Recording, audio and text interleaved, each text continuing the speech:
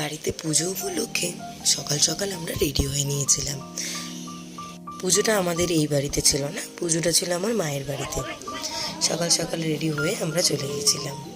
আমার দিদি তার ছেলেকে নিয়ে আগেই চলে গিয়েছিল। গিয়ে দেখলাম পুজোর সমস্ত জোগাড় বা সব কিছু হয়েই গেছে। ঠাকুরমশাইও এসে গেছিলেন পুজোর জন্য। ঠাকুরকে ভোগ চড়ানো হচ্ছিল। বাড়িতে আমাদের প্রতিষ্ঠিত জগন্নাথ আছে। দিন অফিস থাকায় তাই আমি আসতে পারিনি। আমাদের পাশাপাশি জেঠু কাকিমাদের সবারই পাশাপাশি ঘর।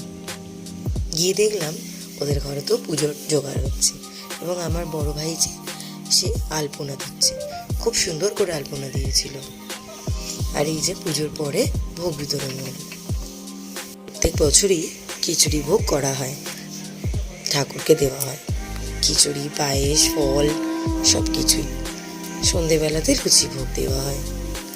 এই পুজোটি আগে অনেক বড় করে হতো আমার বাবা থাকাকালীন। এখন অতটা বড় করা ওঠে না, কারণ এমনিও লোকবলের অভাবে এবং ওই সময়টি প্রচণ্ড গরম থাকে, তো অসুবিধাও হয়।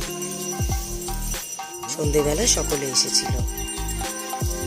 আরতির পর আবার লুচি ভোগের বিতরণ। যেহেতু এই পুজোটি জামাই ষষ্ঠীর সাথেই কিছুদিনের মধ্যেই আর কি হয়, তো সকলেই আমরা জামাই ষষ্ঠীর জন্য বাপের বাড়ি এসে থাকি। তো আমার ছোটোবেলাকার বন্ধুরাও তারাও ন্যাচারালি তাদের বাড়িতে আসে, তো সেই জন্য ওরাও আমার সাথে দেখা করতে এসেছিল আমাদের বাড়িতে। আমার ছেলেকে দেখেছি এখানে শাঁখ বাজাচ্ছে, কাঁসর বাজাচ্ছে, খুব এনজয় করে যে কোনো পুজোতে এগুলো করতে। আর এবারে আমার বন্ধু তার বরকে নিয়ে এসেছিল দেখা করতে, যেহেতু শান্তনু এসেছিল সেই জন্য।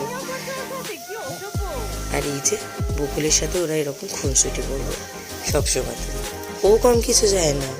এই দেখুন, যেহেতু আমরা অনেক সকালেই এসেছিলাম তাই আমার কর্তামশাই চলে যাচ্ছিল, তো যাওয়ার আগে এরকম খুনসুটি করে তারপরে বেরোলাম। পাটটা যখন জমে ক্ষীর হয় তখন এরকমই হয়। টাটা।